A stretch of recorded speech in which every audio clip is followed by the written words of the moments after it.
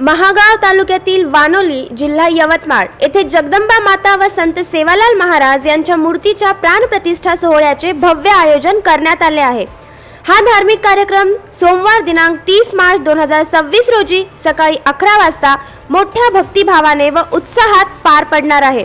या पवित्र सोहळ्यामुळे वानोली गावात सध्या धार्मिक वातावरण निर्माण झाले असून परिसरातील भाविकांमध्ये मोठा उत्साह पाहायला मिळत आहे।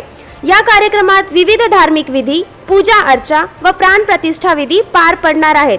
या पवित्र सोहळ्याला माननीय श्री बाबूसिंग महाराज पोहरादेवी, माननीय श्री इंद्रनील भाऊ नाईक राज्यमंत्री, माननीय श्री संजय भाऊ देशमुख खासदार या प्रमुख अतिथींची उपस्थिती लाभणार आहे।